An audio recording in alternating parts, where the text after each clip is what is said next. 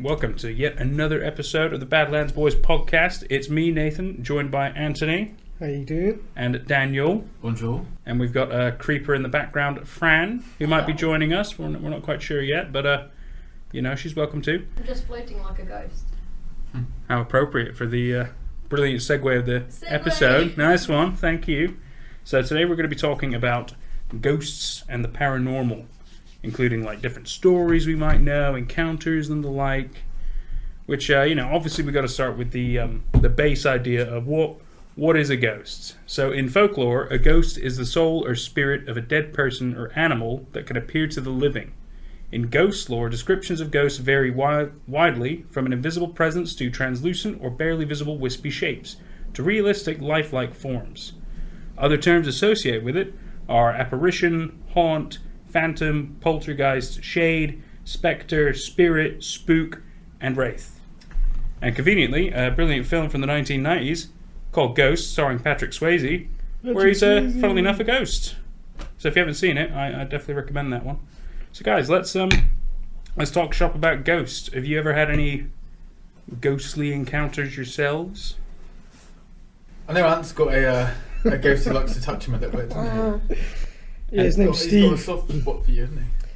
Well, stood in the kitchen and you get taps and like black figures in the corner of your eyes. Taps, yeah, tap. Get tapped. More than once then, yeah. Yeah, or a few times. Yeah, like, especially in the reflections, and there's no one in the kitchen, just me. And then you, in the corner of your eye, all you see is this black reflection of one of the units, and you're looking around, and you're like, "Where is everybody?" And there's no one in the kitchen, just you. Yeah, that's. I've had that before, but. Doesn't he like to touch you in a certain place? He likes to touch me on the bum, likes to touch shoulders, him on the bum. Elbows. Oh. I mean, something like that. You can't really report that to anyone, can you? I mean, I've reported to my bosses, and they laugh at me. Would that be a formal complaint? Yeah, I'm being harassed by a ghost. Yeah. What are you going to do? Call the Ghostbusters? I mean, how do you solve that? Yeah, call the Ghostbusters.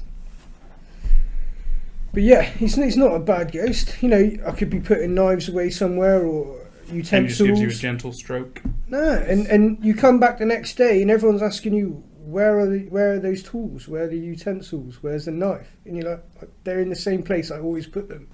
You talking about Steve? Yeah. Yeah, Steve. He likes to shake cutlery and throw egg cups at stuff.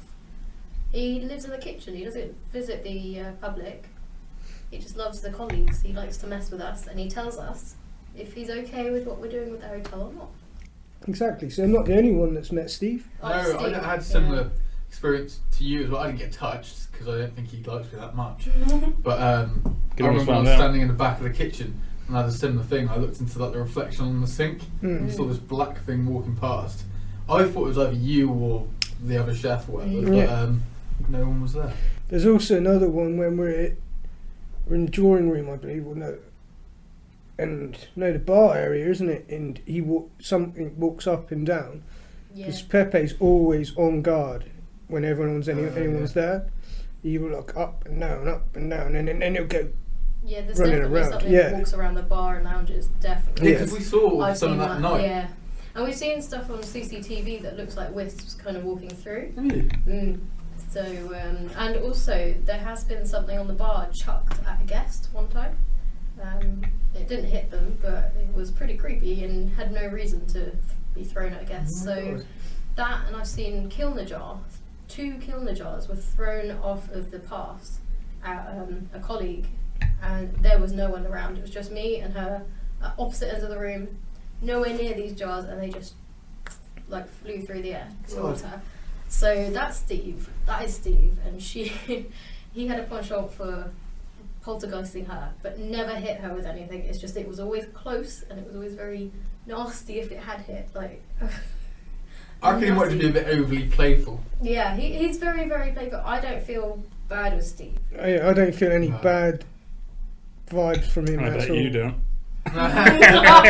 See, here we go. This is why I didn't want to tell my story. But every story is important, Anthony. That's why it's good to share. Oh, I love that it's all stormy outside. It's I was about to perfect mention that. setting, Yeah, really eerie storm. It's perfect, isn't it? Yeah. It's blowing out. It's raining hard. It might be a storm on the horizon. That's why we're going to tell ghost and stories. if we Isn't hear any it? other voices picked up on that.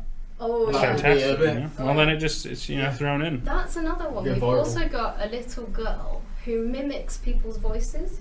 So you will hear someone that you're working with calling your name, and you go, what? And you go Exactly, find them. I've had and that. they were halfway across the hotel, and you're like, but you were calling my name in this room. Nope, they weren't. It's just a girl, and she also laughs and sings, and you'll hear singing and laughing.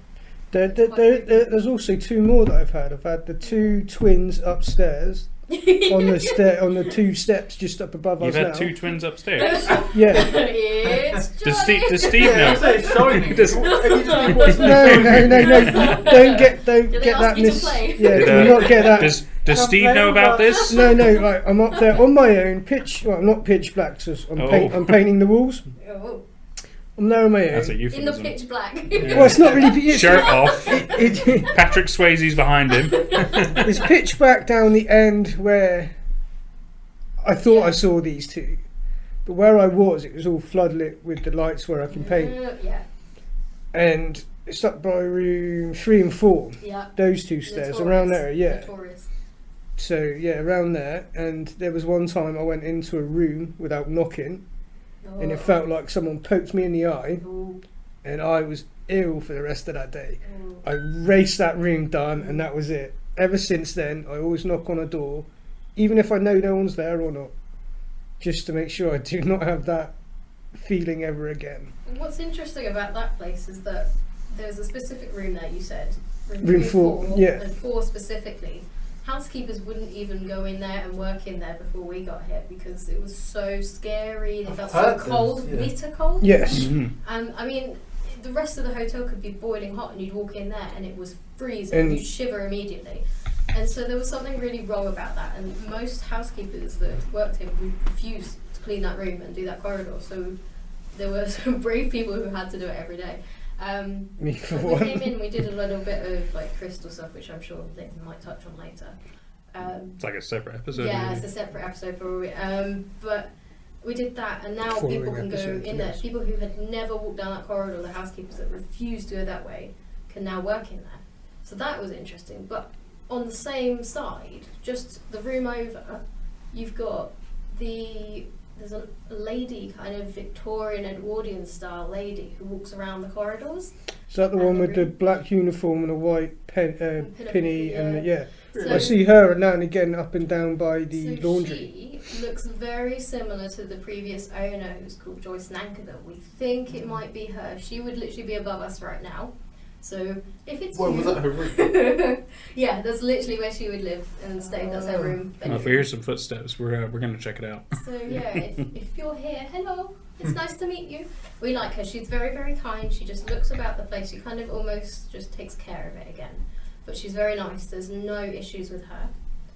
Then on the flip side, so things that I haven't experienced but guests have. Guests have been nudged awake and had the feeling of someone just like nudging their neck. Wasn't there one where someone said they woke up and thought they saw someone at the bottom of their There bed? was Yes. two, wasn't there? So the woman who thought her partner was nudging her awake turned over and he was dead asleep. And she's like, I know there's someone here touching me right now, waking me up. And then the other one was at Christmas, overnight on Christmas Day. Christmas Eve, I think. He woke up to see a little Victorian boy at the end of his bed. And he was just staring at this boy and he was staring back. And he couldn't believe what was going on. It was all so surreal. The next day he told us about it and we said, hang on a sec. And we came back to him with photos of the house in the Victorian era with all of the employees and those that lived here out the front of the hotel. Included in this photo were a few boys and girls. We showed him this and he pointed his finger at the boy and said, that's him. So we found out who the boy was that visited him. It was quite amazing, really. It's pretty creepy. Cool. Wow, Yeah, I'm getting pretty like shivers talking about this stuff. Because I remember there was one similar as well, wasn't there? Like a couple where one of them woke up and then saw someone at the end of their bed, and then another, their girlfriend or boyfriend woke up at the same time. They both saw something in the bed. I don't remember sure that one. It could well be. There's so many. We've tried to record as many as possible, but I haven't got it with me. But, yeah, it happens here. This is haunted. You've got to remember how old this property is and how long how it's been old is here. this part we're in now? This is 1750. Is it? 1750, but the oldest is 1650. The kitchen steam. Because didn't that used to be a cottage or something? Yeah, two Cornish long cottages that combined together, and then the frontage, which is where we are, was added on 1750. So that's Georgian front, and then and then it was built on again and again. It's quite fascinating. So there's a roof of the first long cottages, and above that a new roof has been placed. So you can still see the old roof; it's still there. Wow. It's quite a fascinating building. Very difficult to maintain. But yeah, so other ghosts. Before coming here, I once woke up. No, I wasn't waking up. I was just about to have a shower or something. I was in the bathroom and I was looking in the mirror, and I looked down and then I looked back up, and I just saw the door and my towel flip up as if like the strongest gust of wind. I mean 30, 40 miles an hour kind of gust of wind. It's strong wind, and everything just kind of moved quickly. And when I looked around and I looked in the mirror as well, I saw a Victorian boy with a little plaid hat and like literally Victorian clothing, and he was running, and I kind of not heard it but felt laughter. I felt playful. I felt like I was playing a game. So I turned around and obviously there's nothing there, there's no one around. I was like, what? But I didn't feel fear, I just felt playful. So that was quite cool. That was definitely one of the biggest. Yeah, I can't say I've ever had a eerie, scared feeling in this whole hotel. It's always been quite a mellow vibe, really. It's just that corridor though. Yeah, it's not like especially danger. if you're walking up there It's around just at night on cold, your own and it's nasty. dark, and your eyes do play tricks on you. Don't get me wrong, but you don't. Sometimes you don't think that. You actually, you don't know what to think. Where was that place you saw that Victorian? It's my old home back in Farnham, and it was a fairly old place, not as old as this place, but it would have been Victorian. By I think your woods, Bourne Woods. Yeah, exactly. Right. Is that old house? No, it's fairly old. Not as old as this one, but it's definitely around in the Victorian era. Can't quite remember how old, but it's pretty cool. That one was cool, but in my room specifically, I did have 2 occasions where I walked in and I started choking and unable to breathe and shivering cold, and I was trying to get my way out of the room, and for some reason it felt like I was walking through jelly. It was horrible. But when I got out of the room, I could suddenly breathe again. Temperature was normal again, and then I went to look in the mirror because I was like, my throat hurts. I went to look in the mirror and there were like strangulation marks around my neck. What the? Yeah, so that was the scariest time I've ever had. So that one was pretty real to me. That was very scary, and it wasn't because I was holding my neck, because I was trying to just get out the room and kind of like grab the door rail and stuff. So yeah, that one was interesting, and I couldn't go back into the room. Just absolutely could not until it was cleansed. And then also at school in the music room, I saw this kind of lingering shadow that was floating around the room, and I just felt like death was around. Yeah. I hated that. That was weird.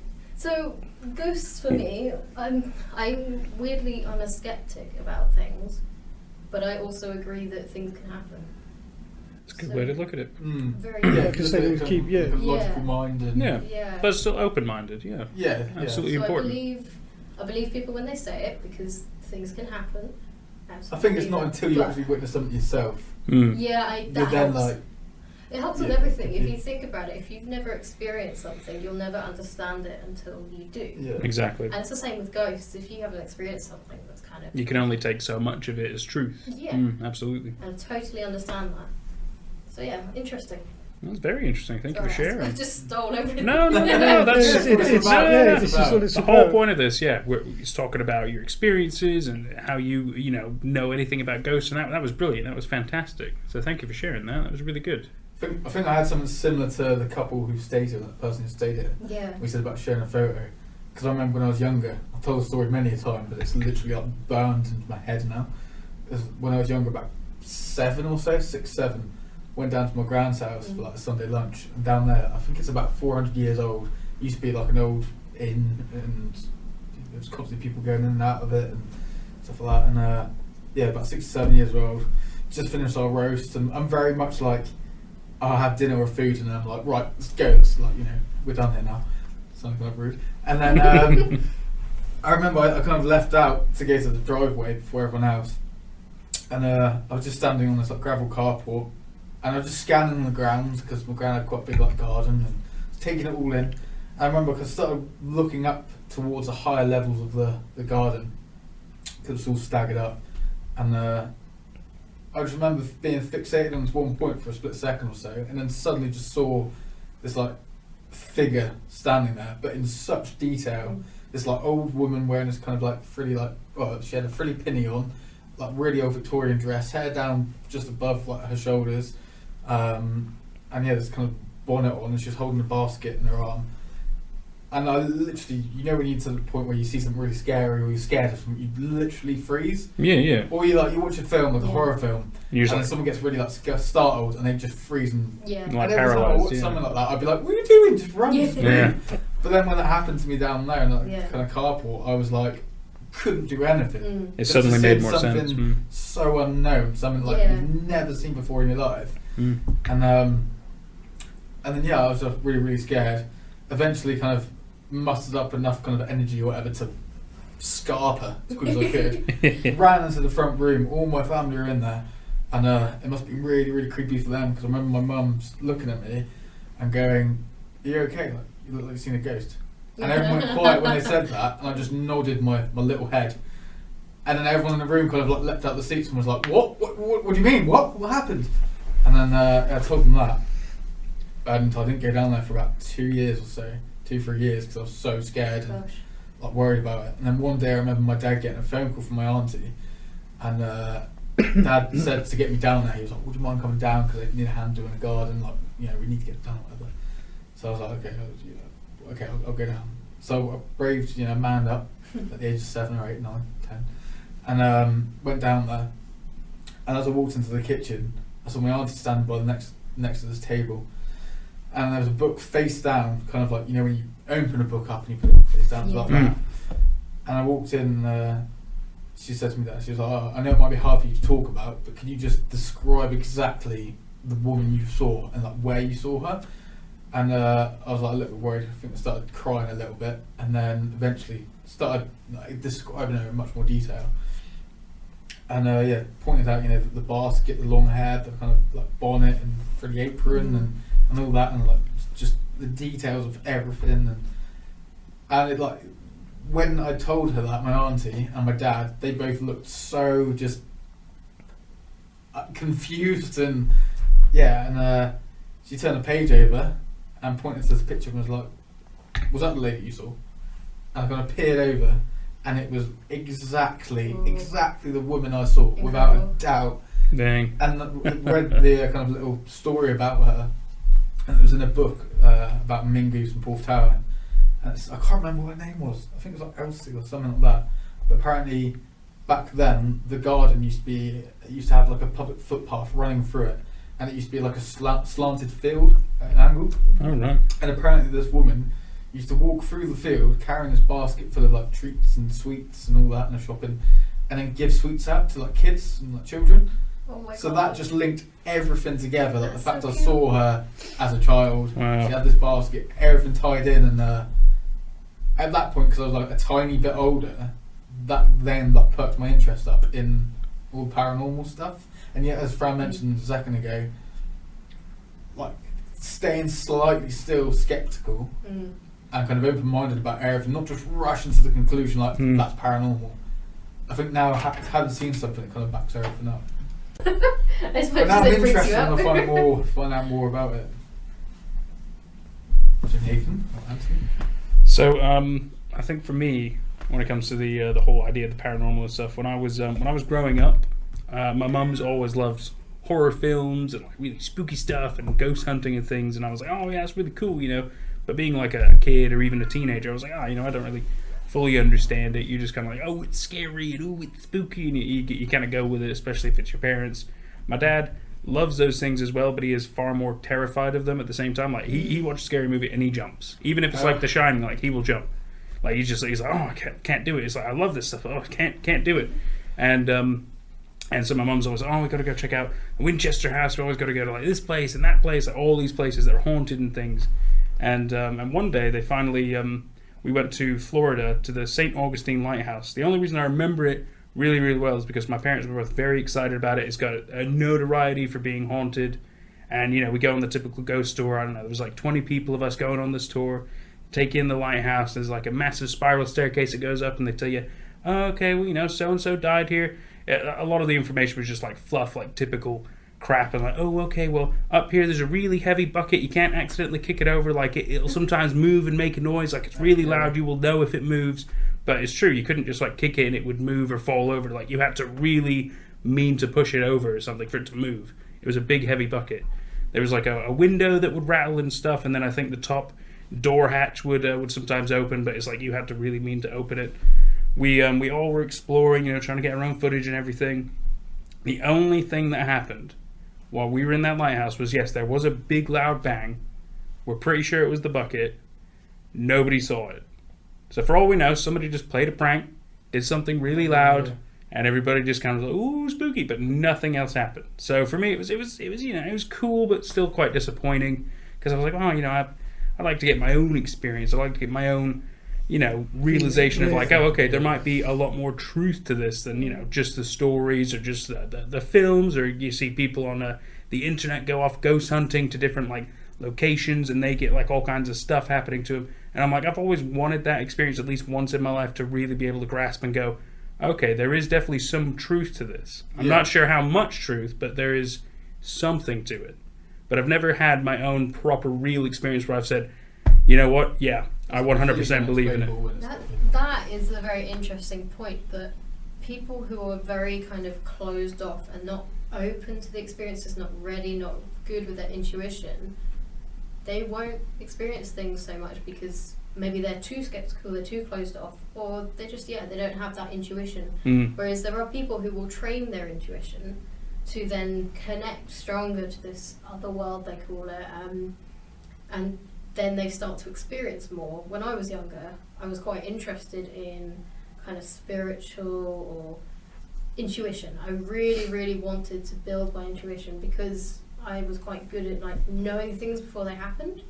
I'm not saying I was psychic. I was just about to say the same thing. It was like touching on it and having like a good gut sense. No, there's been so many times where I was skateboarding down hills in the dark, and I hear a voice say, "You better stop, put your foot down, slow down, because you're going to get run over."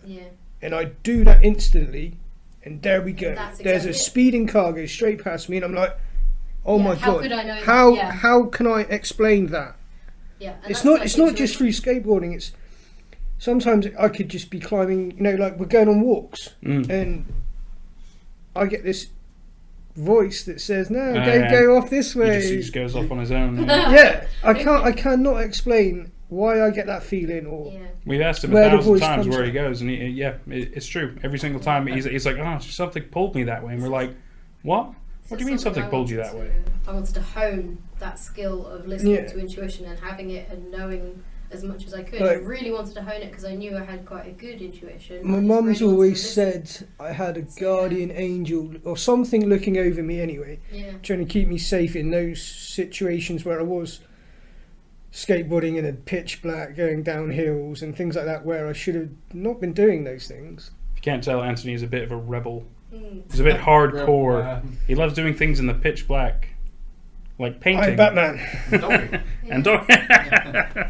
So when I was younger, I did that and I opened myself up more and I was trying to believe and listen more to that intuition. But that's when those negative things started happening: the strangulation feeling, the worrisome feeling at the music room, and also anywhere near an animal, I would get kind of a feeling of what they're feeling, or an image of what they've seen, kind of thing. And it starts to get really negative. You'd have positive experiences, but as you're doing it, you have to sort of protect yourself against negative stuff. So at the same time that I was experiencing positive stuff, I wasn't protecting myself against the negative, and that was coming in, and then I started to get, you know, some really bad experiences that were really horrible. So I ended up just being like, just closing off from everything, and I just shut it all down. I said, no, that's it. That's my time with intuition. I'm not going through this again. It was horrible. Emotionally, it was horrible, and it was physically scary as well. But it's the emotional was horrible. So I was literally emotionally attached to anything that happened, and like I would touch a dog and see some awful thing happen to them, and it was just like, oh my god, what's happening? So I shut myself off from it, and now it's like, no, it's just a background thing. I've always got some kind of intuition going on that's quite deep.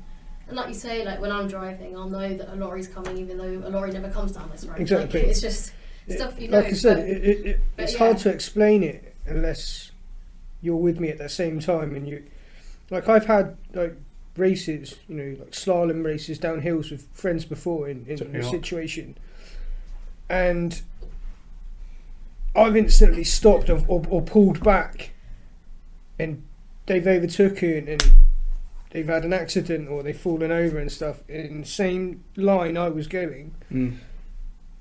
But I had that intuition, or I had that voice saying, you better stop right now because there's a pothole, you're coming up to a big pothole or something like that, or anything. It is very hard to explain it unless... I think everyone experiences this to a certain level. It just depends how open they are to it and how aware they are to it. So your gut feeling is always a very strong feeling. It just depends how much you listen to it. If you don't listen to it very often, if you kind of ignore those feelings, they start to get diminished as they happen. And so I think ghosts kind of connect to that because it is to do with like intuition and spiritualism. And so I think there's a lot of people who won't experience things simply because they're just like closed off to it. It's not their kind of, they don't understand this stuff, they don't think about it. So maybe for you, I wonder if maybe you're disconnected in some way too. Could be. That's definitely, like you want it to definitely happen, an idea. But you're not necessarily thinking. Maybe I'm missing something. Much. Yeah, you're wanting it. Maybe I'm too open. Yeah, it should just. No, it's not having too open necessarily. Too open would mean you'd get either negative or positive feedback. It's more about learning how to see the intuition, feel the intuition, the spiritualism, because intuition will cover this spiritual side of it. It's like a deeper feeling. It's an interesting. You get it once you get it. So for a lot of people, it might be very, very difficult to start down this road and let it happen. It's interesting. Yeah, that's an interesting take. Interesting, yeah. So maybe we should do an intuition course for you. Well, one step at a time. You know, we still got things to cover about this. You know? No. I mean, we'll take you off on a spiritual course in the woods with a white witch. Meditating. Yeah. Feel like I'm never going to come back. Yeah, you come back. Leave me with some druids. I think he just wants to cuddle, Dan. Yeah. He does. He always cuddles.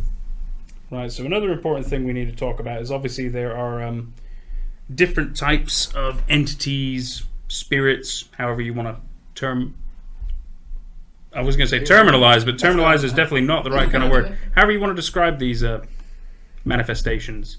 So I'm going to go over some of them real quick to kind of give you a little idea of maybe, you know, especially if people have their own personal experiences, it might give them a slightly bigger idea of maybe what they were exactly possibly dealing with, if, you know, it is real or not. So obviously you've got to cover the word apparition, which is a ghost or ghost-like image of a person. It can range from like full body apparition to shadows, you know, maybe even to just something as small as insignificant like an orb, you know, which, I mean, you could easily completely miss that half the time, you know. But another really, really big one to talk about is a poltergeist, which is something we have mentioned already on this. It's so a poltergeist is German for noisy ghost or noisy spirit. And it's a type of ghost or spirit that's responsible for physical disturbances such as loud noises and objects being moved or destroyed. Most claims about or fictional descriptions of poltergeist show them as capable of pinching, biting, hitting, and tripping people. Steve? Scratching. Yes, that's quite interesting, isn't it? Yeah. So they're also depicted as capable of movement of or levitation of objects such as furniture, cutlery, noises such as knocking on doors, And then obviously you can't not talk about Poltergeist and mention the 1982 film from Steven Spielberg. I mean, brilliant film as well. But still, I mean, a Poltergeist alone, that's, especially for different videos I've seen online, that's a huge array of the type of ghosts that people tend to encounter. Is something has been moved, something has been thrown, somebody's been hurt. Definitely. I didn't unfortunately see it, but I remember I was working with this woman called Jackie at the Aggie Hotel in St Agnes, funnily enough. And what was that pub called? The St Agnes Hotel. Oh, okay. I didn't know if you just covered that. And I was walking through to get to the bar to give them specials for the day. And as I was doing that, I saw Jackie up on this stool, writing the menu up, and we both kind of started chatting a little bit. And then suddenly, we just heard this sliding noise coming from the far end of the bar. No one was sitting there. They're the only people in the pub, me and Jackie. That was it. And so I heard this sliding noise. She was on the stool, so she managed to kind of see what was going on. Oh right. And then suddenly, just heard this sliding, and then crash. And we were both I was like, what the hell was that? And she was like, oh my God, really startled. And I was like, what happened? And she was just she was looking, she heard the sliding move start, looked over, and there was a table kind of similar to this size, wood table. And she saw this glass, like a little Coke glass, literally just slide off the table and smash on the floor. And there were quite a few things happening there. I bet that would be there. Yeah, that was, yeah.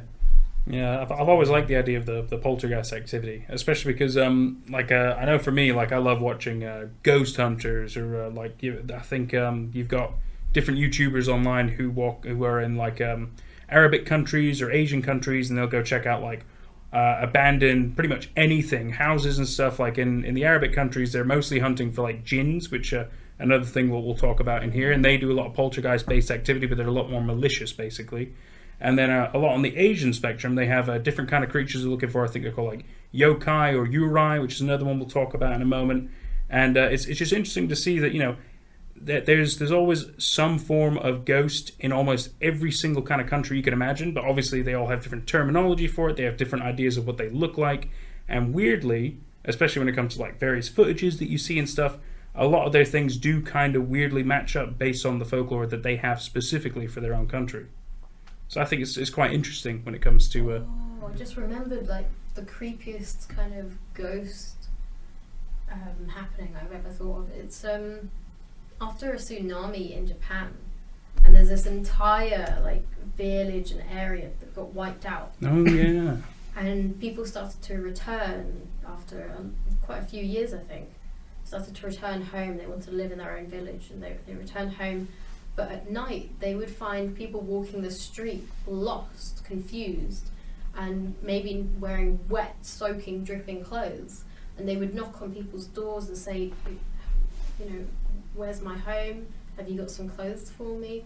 And people would give them gifts, like clothes from the room. And towels and stuff, right, to help them dry off. And stuff, and they'd say, you're lost, you died in the tsunami, and they would tell them that, and they would say, oh, okay, thank you. And then they'd kind of walk away, and then that would be it. They would be at rest. But these living people had to deal with all these ghosts roaming there. All this trauma that was left behind. I suppose because the soul is such a strong thing, isn't it? No one really knows much about it. So do you reckon if your life was taken like that so quickly, you weren't ready to leave? That you probably aren't even dead. Still, yeah, and it probably was such a strong thing because so many people died so quickly in this huge event that was just it was unexpected. They hadn't even evacuated. It was just so shocking. And so that's a really interesting one. That one. Another interesting one we want to talk about is the idea of a haunt. So a haunt is a place a ghost manifests itself at regularly. It might have been of importance to the person, or maybe it has a weird attachment to them. Maybe they don't even realize they're in that location. Say a great one is say they're they might have died as a Roman warrior at a Colosseum or something, but that Colosseum was torn down and it's turned into maybe different buildings and stuff. He still thinks he's at a Colosseum, kind of on this loop, so he might be seen walking through walls and stuff, or doing bizarre actions at this hotel, apartment, whatever it could be now.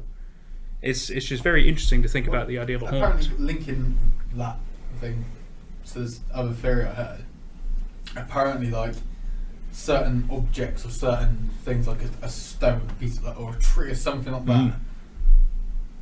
There was a theory where it said, you know, similar objects like that have been around for hundreds of years or so, kind of end up being like, in a sense, like a video camera, like they.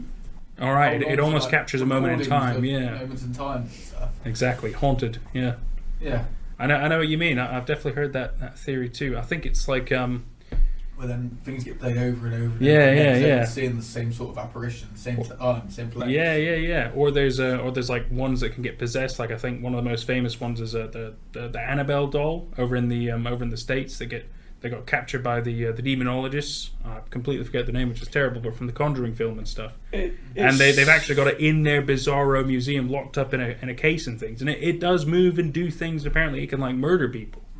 It's got such a demonic reputation, but it's because it's been possessed by somebody. I was going to say it's like that Chucky doll. Oh yeah, that's another good way to mention. That black magic, dark arts, where he's transported his soul into another being or another object. Absolutely. Which is the same thing as what you're saying about the doll. Or like the less popular film of All That I Did as a Boy. No, I mean it's kind of cooler. Yeah, exactly, for good reason. Yeah. The next one we want to talk about is phantom, which is another term for ghosts and spirits, but I mean that's kind of all there is to it. Is there's always going to be synonyms for ghosts and spirits, but it did mention phantom, and it's like the idea of a phantom is possibly different, not usually really. It's just kind of another fancy word for it. And then obviously links to the films Phantom of the Opera, or you got the 2013 film about a Soviet submarine in the Cold War trying to prevent a war. Haven't seen it personally, so I don't know how good it is. I can't say I have to. Nope. And then you've got a shade, which is it's a ghost residing in the underworld. Now I don't know exactly how that kind of translates. Maybe it makes it more like a shadowy person. Maybe that's what shadow people are. Is there more shades? And that also links to the 2003 American neo-noir crime thriller film, Shade. Haven't seen it either. I think that film's just about being under a tree in the sunlight. You're just in the shade. I mean, that makes sense. Let's see. Then you've got Spectre, which is a visible, disembodied spirit. Also the 007 Bond film with Daniel Craig. Let's see. You've got Spirit, which is similar to Soul. It's with a beer. No. No, because you were talking about the soul earlier. It's the vital principle or animating force within all living things.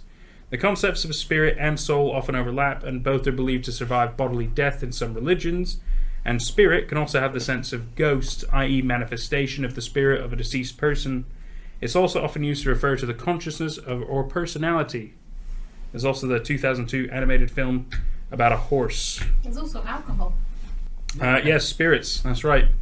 So what's interesting to me about souls, spirits, we are all atoms made of the same stuff that's around us everywhere. Yet the walls don't have thinking, feelings and emotions and thoughts, and they don't have dreams that we know of. They don't have consciousness, do they? Yeah, so how does consciousness become to be? Because that is a great question. Souls exist. Very great. We are just atoms, and technically, if you crush us, we'll become sand. We can absolutely have a science podcast episode at one point. I would love that. I'd love to know more about souls. But then because there's stories of kind of where someone has died hundreds of years ago, say or whatever, or like even 10 years, whatever, and then a baby will be born. They'll get to the age of 2 or 3 or so. They'll start acting either slightly, more mature for their age, or they'll start just saying these random words and pointing out those random locations and stuff. And then there's been a couple of a lot of research done on it where it's reincarnation, where someone will die in a tragic event. There was one recently I saw where there was a kid, I think he was probably about 7 or 8, and when he was born, like I said, he was kind of quite mature for his age, and coming out these random names, not imaginary friends, just random specific almost names. Like people he knew. Yeah, and then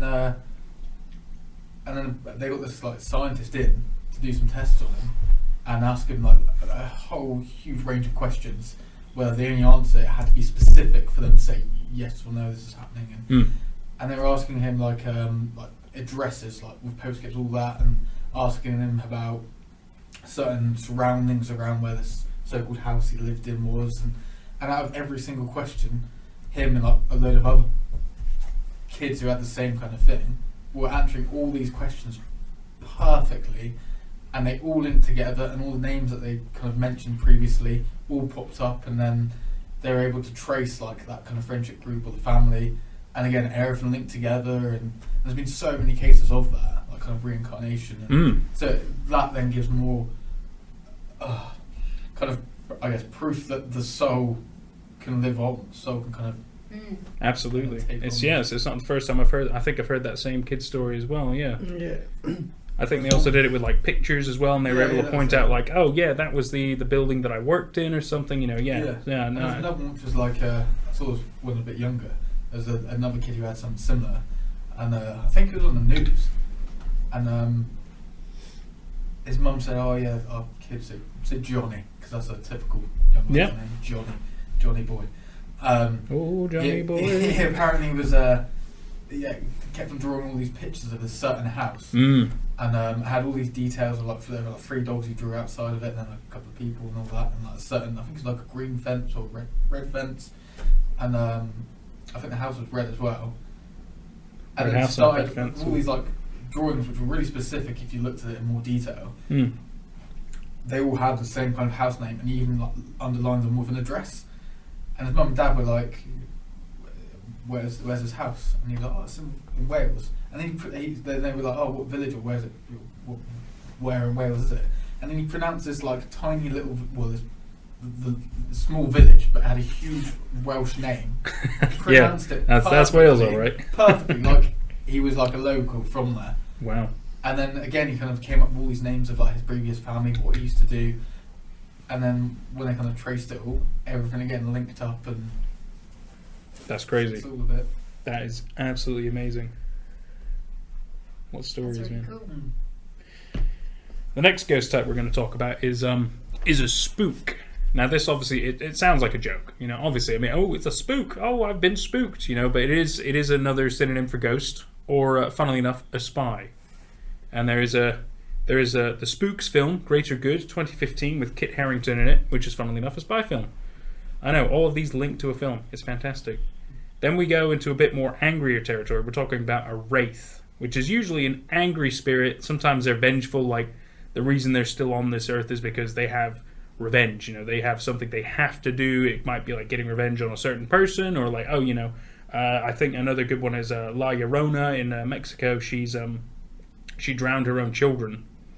But she's like haunted forever on this earth, and she's always trying to find her child, the one that she murdered, but she obviously, I guess, forgot or something. I don't know, but the fact is she's still forced to stay on this earth, supposedly, finding her child.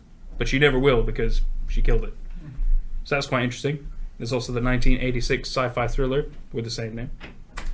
Then you move on to a mare, which obviously we're thinking, oh, it's a female horse. But funnily enough, you can also say a mare, which in Old Dutch or Old English, there's also Old High German, Old Norse and Swedish, all use the same word. And it's a malicious entity in Germanic and Slavic folklore that rides on people's chests while they sleep, bringing on nightmares.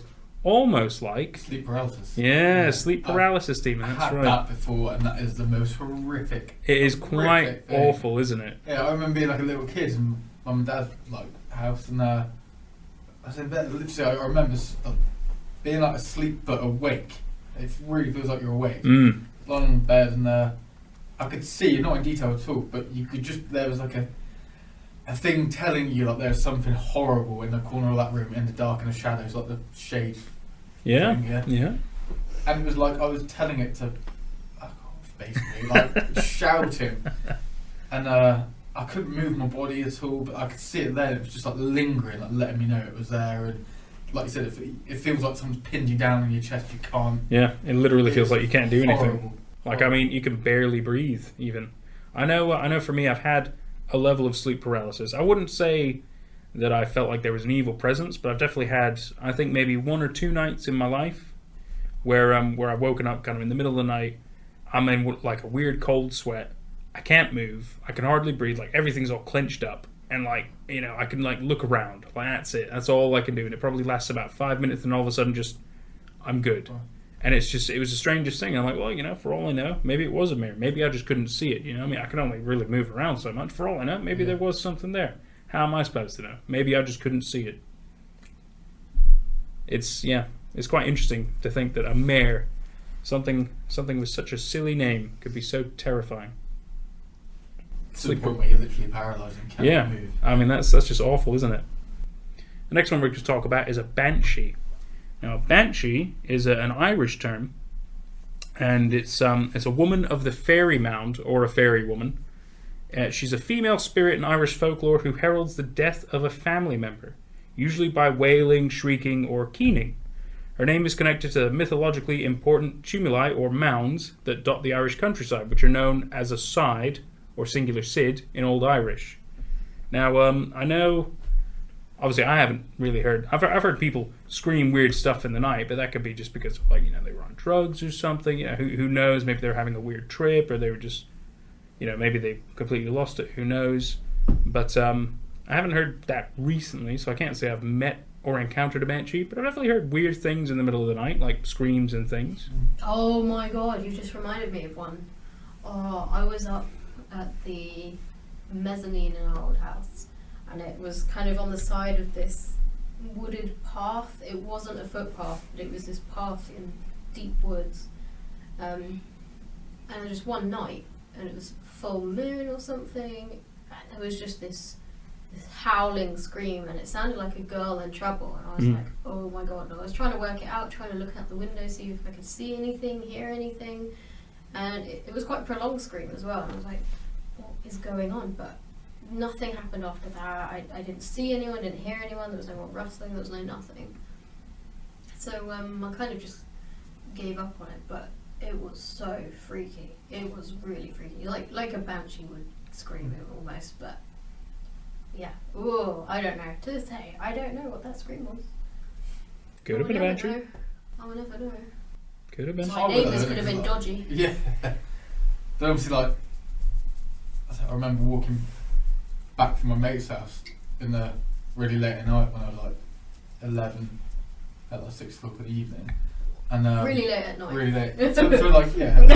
That's dark in Cornwall. And I remember walking past my skateboard and saw this bush. And were you Anthony? What? That's what you're doing for. And I suddenly heard this like bush like shaking around, and then just heard. I absolutely bolted. Which I told him it could have been a badger. It probably was a badger, but I was not sticking around. Oh my god! I mean, because they ran off. They ran off, shouting. They both start with B. They do not like skateboards. So my previous job, right, was at a bar, and I stayed behind and have a few beers. The Badger Banshee bar. And I used to skate home from, it was about 3 miles from where I lived, so I'd skateboard home downhill, and do a kickflip. Yeah, do kickflips. So yeah, I'm going down a hill, and all of a sudden this badger straight out in front of me. I hit the bank, flew over someone's garden wall, and I'm lying back down, face down into somebody's garden. Like, what the? How did I get here? I'm 2 sheets to the wind, so I'm trying to get my stuff together. What's going on here? Climb over the hedge, and I see this badger trying to fight my skateboard. Literally fight this skateboard. Like how's this? You might not. That's incredible. It's crazy. They do not like skateboards. They do apparently don't like skateboards. I had no idea. I wrestled. You wrestled the badger. Yeah, I wrestled my skateboard from the badgers. Would have a field day with you. Yeah. Well, I was 2 sheets to the wind, man. I wouldn't. The badger would have killed him. You know what I'm saying? He's smaller than the badger. Come Anthony on. would have been roadkill. So I thought, I'll carry on with my journey home. But the badger continuously tried to chase me down this hill. Well, he chased your skateboard, but yeah.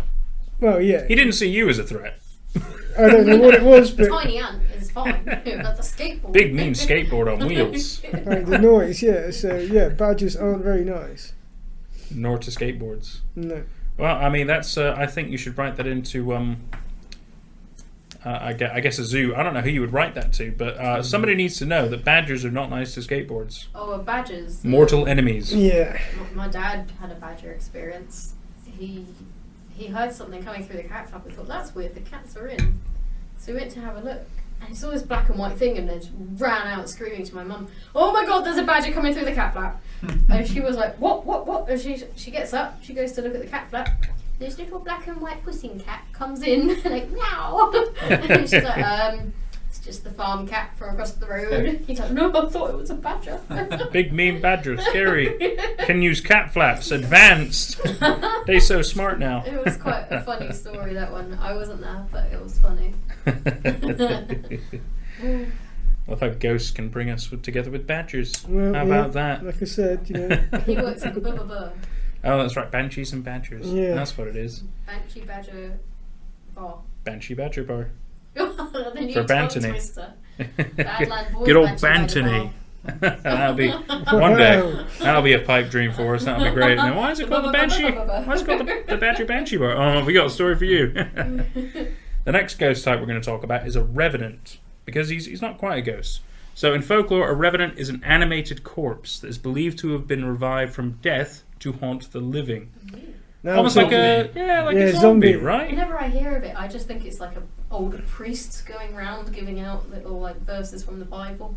You think that's a Revenant? Yeah, that's what I think of every single time I hear it. Yeah, or like that's what I hear. That's what I think of. I was thinking revelry, but yeah, I mean I think you're right on that. Speaking of that, because it's pretty much a zombie. You've seen a zombie. Is that what you're going to tell us now? There was this one time. No. Oh my god! It's probably some guy. Oh, it was sometime in October, I think. Yeah. No, right. So if it was like a zombie apocalypse, everyone I've spoken to would everyone say, "Oh, it'd be so much fun," go around killing zombies. Quite frankly, we would have no idea. How would everyone else respond to that? Would you be up for a fight with a zombie? Or personally, yes. You would. I personally, yeah. I can't. I've got it planned out. If this day ever does happen, you're gonna grab. Anthony's got a badger. I've got a skateboard. I've got a hockey stick. I've got a baseball bat. I've got a chainsaw. Golf clubs. Jeez. I've got tools up ready just to do this. I'm the only person I've got garden shoes. That is so deathly Check your fingers off. I would kill myself first. Really? No. I'll go out fighting. Is what I'm trying to say. Might as well have a bit of fun, right? Exactly. The first game Get a bit I drunk. ever bought on the Xbox One was Dead Rising 3, and I couldn't play it. So freaked out. I just couldn't. If I was given the controller and there was even one zombie near me, I would smash the buttons, scream, and then throw the controller. I just could not play it. You would not like Left 4 Dead then. I don't know what it is. They're much Zombies faster. Are just the thing for me. World War Z, you would definitely hate that. Fast, malicious zombies. I can't. It freaks me out. Like I said, I got if there was a bloody zombie, and all of us probably saying now, we'll take it on. What about a clean zombie? Saw a bloody I would. And it wants your brain. Yeah. It wants your brain, which is what freaks me out. I think a very important thing you have to ask yourself about, especially in Dan's scenario, a zombie is coming towards you. How quickly can they move? That is key. If they're quick, that's even scary because exactly. If they're quick, they're terrified. They get hurt as well, so they're just going to. But if they're slow, you've got it. It's Shaun of the Dead season. You're going to have a fucking riot. You know what I mean? Really, really slow, which they shouldn't, because obviously their limbs are pretty much. Exactly. There's decomposition going on. They don't have control over their muscles. There's also the hordes. What if the numbers so outweigh? It's still Shaun of the Dead then, isn't isn't it? Fire, isn't it? You can still have a great time. You start a massive fire and you burn them. But if they create some sort of huge trap to. Dig a big hole. It, basically, yeah. Well, I'll tell you what, we can. That's possible. You go to the highest ground. You go onto roofs. I'll give them somewhere where. That's true. That'd be a great place grinding to at least go to. All types of weaponry in a tool shop. What would be your choice? Well, I mean, one weapon. Okay, so if we get one weapon to choose from, baseball bat with nails in it. That's pretty good, honestly. You don't have to worry about fuel or changing chains or anything like that. It's quick and easy. I know. That's pretty good, actually. I don't know if I could beat that. I mean, I guess a cricket bat's also good. But, that's another good one. I would think like a pole arm. Go back to 1600. Okay. Well, that's quite good. You got reach. That's true. That's quite good. Reach is good. Reach is very good. Yeah. Yeah, but that's a good one. You just have to sharpen the blade occasionally and get rid of the but you could even double-side it and everything. You could do all sorts of stuff. I reckon this is quite an it's not really a weapon, to be fair. It's an agricultural agricultural You're village. going to throw plants at them, Dan. What is wrong with you? You know when you're going down those country Hey, lanes? man. Plants versus zombies. Peace, flower power. No, you know when you're going down those country lanes and in front of you, you're stuck on a really slow tractor, cutting the hedges with that huge machine. Oh, yeah. Yeah. I get one of them. Just been 360. A cabbage picker. See, Been 360, just chop. Get a hedge trimmer. That's where you're going wrong. You got to remember, You got fuel. transport as well, then. Yeah, but fuel. Electricity. Yeah, is going to all Fuel's free. stop. Yeah, but it's all Well, you're gonna going to go to the stop. petrol station, mate. You do. You just drain all the fuel. The fuel. I guess that's true because the only reason we pay for fuel is because we have to. But if everything's all if it's gone like tits up and there's fuel in the tanks, that's true. You might as well they can't stop you. Who's going to stop you? You can just take it. That's But true. yeah, That's true. Yeah, that's an irrational fear of mine because I would be up for fighting anything else. You give me a zombie, no, I'm not. No, I've been thinking this What for about a a Banshee? long time. What about a badger? Yeah, no, fine. Anthony lost to a Fine. badger. I mean, I met a little legless lizard the other day that we thought was a snake, and I was totally cool. I was He like, was I want to so stroke him, I want to cute, pick him though. up. And so, you know, I'm Yeah, I not didn't afraid know of they were a heights. thing. Slow worm. Do you not? No, I had no idea. Really? Zombie. No idea. Saw something on my camera. That's why I was like, I think it's a snake. But legless lizard. How about that? I had no I do idea. have to say though, because we're on ghosts, if I was in that situation again where I was strangled and it felt like I was walking through jelly, fighting a ghost must be really hard because they are very strong. You can't see it, and you can't. Yeah, feel and it. you're like, what? Yeah, how would you defeat it other than like getting some crystals and going, oh yeah. Yeah. Ghostbusters, man. Obviously, Ghostbusters. I mean, but all jokes Get the aside, vacuum out. it's true. I mean, there's like ideas about, especially with demons at least, which is another one we'll talk about. You have to use salt to protect yourself. You can make a circle around yourself in salt. The demon cannot get you, but also then you cannot leave that circle. Well, unless you like drain some salt behind you as you go everywhere. Yeah, Well, no, Well, because the idea is they can't cross salt. So if you're just leaving a trail behind you, they can still get you from the You front. just chuck salt in Or two salt. lines across the front of you like a path, Mm. and you've got a pathway everywhere you want. Yeah, exactly. But then you have to be loaded up to the gills with just salt. Well, You why can would get you? someone to drive in front of you with a gritter. And just Oh. go Well, around. That's an let's idea. take this That's an apart, idea. right? Either you wouldn't have salt because you're not ready to fight a demon, right? Or you do have salt because you're ready to fight a demon. So you have so much salt, you can do what you need I to suppose do. chefs would be ready to fight a demon. Yeah, But then they've also got garlic, which is Yeah, good for vampires. They've probably got some kind of silver tools or cutlery so they can fight werewolves. So yeah, actually, when you think about it, chefs are quite prepared for most things. Actually, Yeah. they also have like butcher's knives and things great for cutting off zombie limbs and stuff. And a steak for stabbing a vampire. Yeah. Obviously, like a medium rare steak might not. Or a little toothpick. Yeah, Yeah, can you imagine just would you stab them with a toothpick and they go, "Are you fucking serious?" and they die. Can you imagine? It's like, boop. I have 100. Oh, Oh man, there's so much. There's just so much tangent we can go on. What's It's those amazing. little burger things that you put in to keep the burger Like up? a bamboo Bamboo stick. sticks. There you go. Yeah. Yeah, just one of them. Would that count? I mean, I suppose it's kind of a wood, but at the same time, bamboo isn't a wood. It is, isn't Weed, it? isn't it? Yeah, it's technically a weed. Is it technically? It's Wow. technically a weed. So It's a crunchy thing. for it's bamboo. awkward, right? Because I would be willing to test it, but just the fact of saying that, it then invites a vampire. Yeah, it was just a Towards me? No, you Yeah, basically So got it's it. have I fucked myself? I No, don't you know. Just got Dracula going, I want your blood. He's like this man said he wants to. He invited me to try the bamboo thing. I know it doesn't work because I'm fucking smart, but Dracula's just going to come and go. Yes, bamboo me. Go on. Let's see what happens. Oh no, I'm so weak. Just kidding. Fuck you. I mean, that's how I think it's going to go. Oh, that's alright then. It's a good night. Good night in. Oh man, it's just becoming like a Halloween Everyone wins. podcast now. It's great. It's fantastic what we're talking about. Right, so the next one we're going to start talking about, we're going to go a bit more, obviously we got to kind of branch out from the traditional ideas of ghosts based on our westernization of the subject. We're going to go into more Japanese style, where we're going to talk about yokai. Now, yokai are a class of supernatural monsters and spirits in Japanese folklore, and the reason they say monsters and spirits is because, yes, they could be somewhat humanoid, but they can also be, say, some kind of a cat, or it could be like almost any kind of a ghost, not just a human. It's almost like a big broad general spectrum, but at the same time it does go more monster based as well, like maybe they've deformed as they died or something, maybe now they're a vicious disgusting entity thing, but it's still like a ghost, if you will.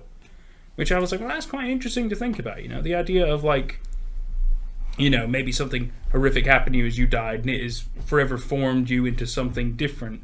So you're not quite like a typical ghost that you'd see just walking about like, oh yeah, I'm good old me. It's like, you are now this monstrosity. That's quite an interesting concept to me. Like, I mean, who knows what you would be when you die if you were to become a ghost? How can you guarantee? Be like, well, I'm magically going to be, the prime of my youth. How would you know? Yeah. I think that's quite an interesting concept. I like that idea. It obviously goes a bit more supernatural, but we're not gonna go there. We don't need that. Because then it goes like, ooh, they're demonic and stuff. And like, yeah, that's a whole different thing. We'll get to that eventually. The next one is Yurai, which are figures in Japanese folklore analogous to the Western model of ghosts. So they're just like your typical humanoid ghosts. Not just like, oh, they've deformed, like, oh, they've died, they're still a human, but they're a ghost. That is their word for it, is Yurai. Which is quite interesting. It goes a bit more in detail, but we don't need to break down the kanji. We're not here for that. Then we're going to go on to Oni, which is a kind of a yokai. It could be a demon, it could be an ogre or a troll in Japanese folklore. They're typically portrayed as hulking figures with one or more horns growing out of their heads. Stereotypically, they're conceived of as red, blue, or white colored, wearing loincloths of tiger pelt and carrying a giant club. Which is crazy, because I've played some Japanese games when you're like, oh, you're fighting Oni and stuff. And yeah, sure enough, it sounds exactly like that. And I can see why they wanted to portray you're fighting an Oni. I can see where they got the inspiration for, because especially as a kid growing up, well, I don't know what an Oni is. I have no idea what that is. It's some kind of Japanese demon or something. Well, it's good to have a little bit more information about it. I've never heard about that before. Have you not? Not an Oni. Oh, okay. Well, yeah, it's basically just a Japanese demon that might be more than just a demon. They might be just a massive ogre troll with a big old club and a loincloth, almost He-Man-like, with horns, usually. Not always with horns. It's like, was it Hellboy? Yeah, kind of like Hellboy. A little... I mean, honestly, yeah. That's actually, sense, yeah. That's a very good way to... Yeah, I never thought of that. I'll keep an eye out if I see something. If I do, I'll let you know. I mean, if you see Hellboy, then we could be like, are you an Oni? And then you've got Jinns, which is more about... it's Romanized as Jinn with a D, D-J-I-N-N, or anglicized as genies, interestingly enough. So we know them as genies, but they're a bit more than just like typical wish givers and stuff. So they're supernatural creatures in early pre-Islamic, Arabian, and later Islamic mythology and theology. Like humans, they're created with Phytra. I don't know what Phytra is. Probably some kind of a life force, maybe. Neither born as believers nor as unbelievers, but their attitude depends on whether they accept God's guidance. They can grant wishes, but that doesn't mean they should. And the reason they say that is because, genies, I mean, usually we know genies as like, oh, Aladdin, oh, we had the genie, he gave him 3 wishes and it was all good and stuff. Well, not every genie is going to be a good genie. They could be malicious genies. They could do whatever they want. They have that power. They can do, they can grant as many wishes as they want, but they might fuck you over with it. Oh, yes, it's like the monkey's paw thing, where it's like, oh, I'm going to give you a wish, but it's not going to be exactly what you want it to be. Do you know that? Do you know that rumor? No. You don't know about the monkey's paw either? Man, that's crazy. I can't believe that. That was a great film. But the idea was it was like a cursed object, kind of like a possessed by the paranormal, and you would basically wish something. A finger would go down because it grants a wish, but it's not like, oh, I wish I had $1 million. Okay, so it grants that wish. You have all that money, but that money has been stolen. Yeah. So you are now an outlaw. You got what you wanted, but it's not the way you wanted it. Right. Yeah. Quite clever. So you have to be stupidly specific. Oh, they will find a way. But yeah, I mean, you best try to be as specific as possible, right? Let's see, where else are we going? Shinigami, which is another interesting one to talk about. So they're gods or supernatural spirits that invite humans toward death in certain aspects of Japanese religion and culture. They've been described as monsters, helpers, and creatures of darkness. They're used for tales and religions in Japanese culture. They're almost like these gods of death, almost like the Grim Reaper, if you will, but instead of being portrayed as like a skeleton in a robe and stuff, they're usually like winged humanoid creatures, almost like angels in a way, but more demonic as they're like, you're coming towards the death, the underworld side. Yeah, might be one of their like gods that looks like that. Thanatos. Not sure it's that one actually. There's a Japanese god that looks a bit like that. Now his name could be like with a K. I better look it up. I'll look at it. Not quite sure. No. And then the last one we'll touch on is classic demons, which is a supernatural being typically associated with evil, prevalent historical in religion, occultism, literature, fiction, mythology, folklore, as well as in media such as comics, video games, movies, anime, like everything. Everything is talked about demons because the idea of demons is terrifying but amazing. And the original Greek word daemon does not carry negative connotations. So back in, the older Greece times, Greek mythology and things, they had a form of demon, which was not always a negative thing. I didn't look too much into it. I think that says quite a lot about it, though. Yeah, it's quite Really negative. Quite fantastic, really. There's so many different kinds of spirits and entities that you could talk about. I think it's truly fascinating because I've seen some videos where they're like, oh yeah, this place is possessed with a demon, and you're like, oh okay, well it's usually something that will attack somebody. That's why they call it a demon, even though it could still be just a poltergeist, just a very vicious poltergeist. You're right. It's just about being possessed or something. Yeah, okay, you got to start levitating in a minute. It's a bit cold out there, so. Is it? Why'd you go outside? Smoking. I didn't. No, I went to the kitchen and the pool was like, we run out of washing up liquid. I see. I feel like this is now on there. Okay, we can cut it out. It's fine. We can cut anything out. Yeah. They don't have to know. We could just spout nonsense right now. They wouldn't know. Okay, no, I can't find. That's if okay. anyone knows who I'm talking about, I missed it. I don't know what you're talking about. Badland Boys. Not you. I was going to say, I don't know anything about Japanese. What's the next question to that? If you know what Fran is talking about, message Badland Boys. There you go. Interaction. Yeah. Right, are there any other things about spirits and ghosts we want to talk about, or do we want to talk stories, or I don't know where you want to go from here? I think that might be it. Are you okay? You just You're going to start spitting in tongues. And yeah, quite a minute. floating in the sky. Because I do have a fairly long, scary story that I really like. I mean, it's like 3 pages. Jesus. Well.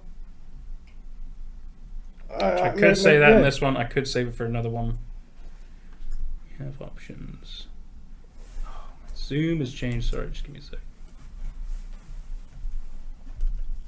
What's the time we've already on? We've currently hit an hour. Yeah.